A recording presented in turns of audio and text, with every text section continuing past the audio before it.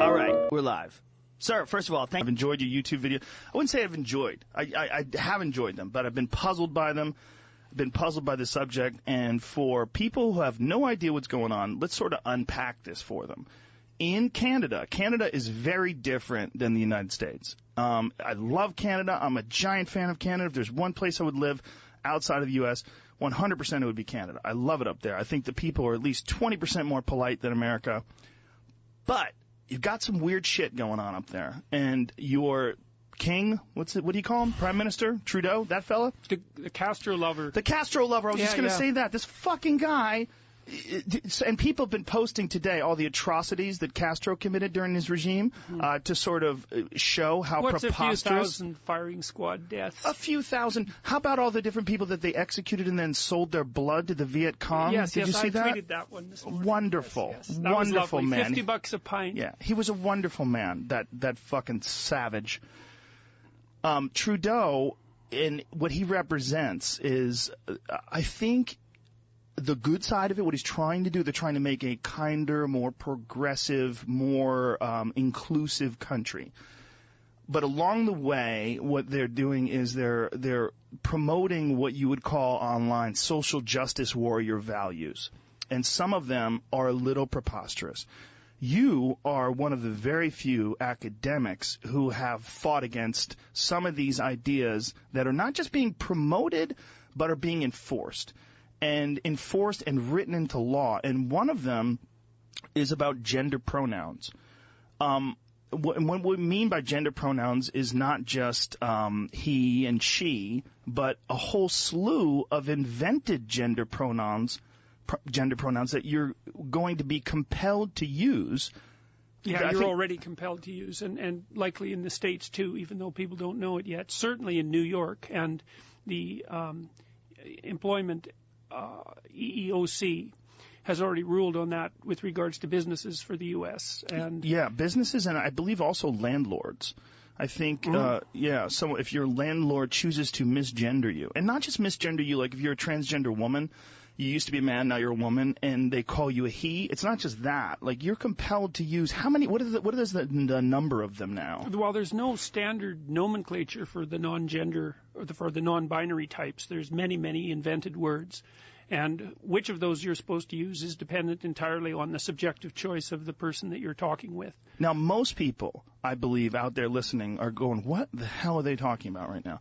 We're talking about as many as 70-plus invented gender pronouns like Z, XE, Zer, HIR, a bunch of weird ones. And this is for people that don't necessarily think they're a he or a she. So they prefer these things. On top of that, you have animal kin. Which is other kin. Including worm self, which was the one I found most amusing. Worm self, fox I guess kin. that's for the low self-esteem otherkins. This is people that truly believe that they are in the wrong body and that they should have been born some form of animal and would like you to refer to them as this animal. Or elf. Or elf. Mm-hmm. Or fairy. Or fairy. I've seen pixie. Yeah. Pixie-kin. I haven't seen Pixiekin. That's a good one. But just get on Tumblr. You got to get on Tumblr. Right, yes, absolutely. That's where it all goes down. Professor Peterson, what the hell's going on? What is this? Well, I think it's partly a form of narcissism. Yes. It's partly a consequence of the rise of the new rise again of say Marxist doctrine. I would say it's part of postmodernism. Maybe it's postmodernism more than anything else, because the postmodernists, that's a philosophical community, let's say, believe that the entire point of human categorization is power, and that dialogue between people is only a power dialogue, and that there's no real reality outside of interpretation, and that basically what we do is exchange interpretive viewpoints to ratchet up our dominance and status. And that's that. And there's no biology is an ideology, and the idea of the objective world is an ideology, and science is an ideology, and it's all interpretation all the way down, like turtles all the way down. What do you mean by it's all about power? Like, in what way? Well, you imagine that there are groups of people who are competing in the world for resources, I suppose, and that it's a zero-sum game, and it's every group against every other group. And the reason that we engage in dialogue isn't to establish the truth or move towards some closer approximation of reality, but to structure the social interaction so that our group comes up on top. Right, and that is really what the problem is with all this, is that it's not just a matter of choosing to be defined in one way, but compelling others to define you in that way. Well, one of the most awful elements of it, I think, is the idea that individuals should be defined in terms of their group identity at all. I mean, you could argue, and this is one of these weird inversions that's so characteristic of this chaotic state that we're in, when people originally started fighting against unfair discrimination, and I say unfair discrimination because lots of discrimination is fair. If you discriminate against people on the basis of their competence, that's perfectly reasonable.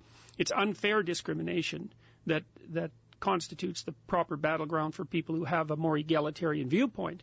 But the initial idea was to eliminate the proclivity for people to be categorized according to their group identity, because that was interfering with everyone's ability to view them as competent individuals.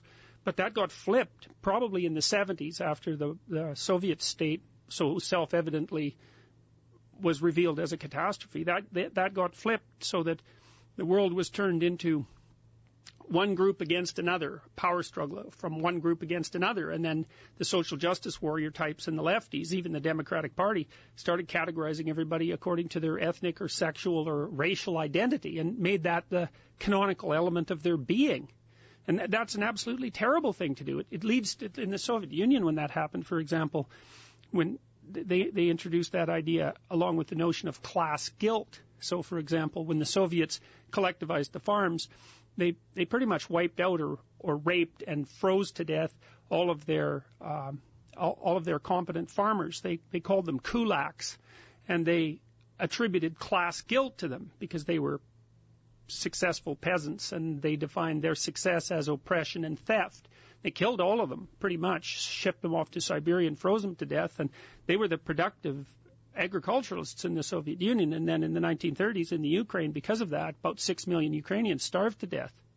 But the Soviets were big on collective guilt. And all of these things that you hear about now, like white privilege, for example, they're variants of collective guilt. I pick your bloody identity, whatever it happens to be, and then I make you a guilty member of that category, and then you and the rest of the guilty members of that category are judged as a unit. It's murderous, pushed to its extreme, and we've seen that many, many times. Yeah, you're oppressed, or your opinions rather are suppressed, and you are automatically put into this category of people who should be dismissed because of the fact that you have white privilege. You should step back and let others talk. You should step back. And this is a narrative that gets repeated over and over again in the social justice warrior culture, this idea that you should just step back and let these others talk because they understand more. And the others are always other group members. Yes, right. And somehow their discourse is to be privileged in reverse because, hypothetically, they're a member of an oppressed class. Right. Of course, and you can multiply the numbers of oppressed classes ad nauseum, which is another part of the problem.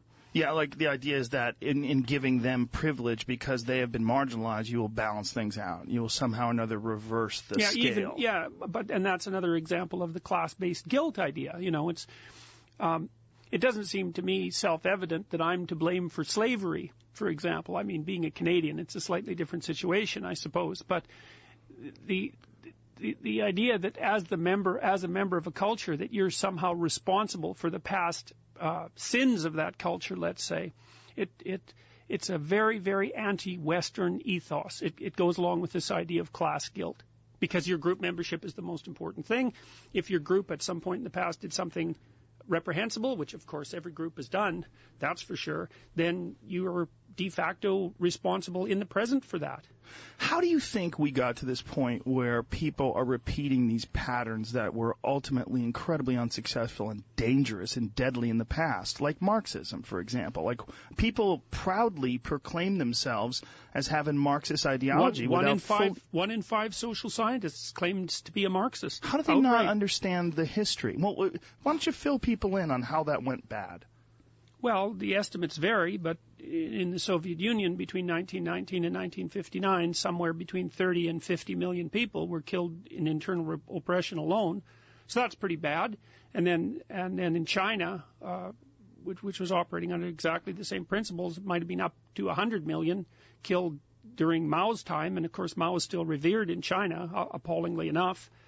And Vietnam and Cambodia, and wherever these ideas were implemented, Cuba, wherever these ideas were implemented, the result was absolute mayhem. And I think what happened is that the Marxist ideas are actually quite attractive if you're an intellectual, and if you're tilted towards compassion from a personality perspective, because they're based on doctrines like from each according to his ability, to each according to his need.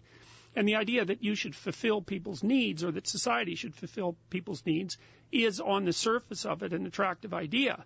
Of course, the problem is who gets to define the needs and who gets to define the abilities, and that really is a big problem. And then those ideas were put into practice first in the Soviet Union, and Alexander Solzhenitsyn, who wrote the Gulag Archipelago, did a very lovely job of detailing in horrifying detail how those initial doctrines were transformed into legislation, and then how those legislation was transformed into endless genocide, essentially, and almost destroyed the world. Let's not forget that. Partly with the help of Castro, who just died. The doctrines, when put into actual practice, were murderous instantaneously. Now, what happened? There were always apologists for the left in the West, especially in France, especially among the French intellectuals, especially in the late 1960s. And then when all of the information about what was happening in the Soviet Union came flooding forward, and that culminated, say, about 1973, when Solzhenitsyn's book was published, the French intellectuals changed their tune. Instead of agitating on the part of the working class, which allied them with murderous Marxists, they switched and started to talk about power and to talk about group identity. It was like a sleight of hand. The underlying pathological philosophy remained exactly the same, but the surface nomenclature changed, and that became very attractive. And at the same time, the Soviet Union dissolved. And so one of the problems I think we have now, a perverse problem, is that these Marxist ideas are very attractive to compassionate intellectuals, and we don't have good, bad examples like the Soviet Union around that everybody can point to and go, yeah, well, that sounds good, but, what about the murderous death camps and the millions of people who are suffering? We still have North Korea, but, people treat North Korea like it's a joke instead of like it's an exemplar of a pathological system. And people have no historical memory, like my students. And that's partly because they're taught so badly in schools, is they have no idea what happened in the Soviet Union. They have absolutely no idea. They know a little bit about the Second World War, maybe. And, of course, people generally know about the Holocaust, but they have no idea what happened in the Soviet Union. So they have no idea where these ideas could lead.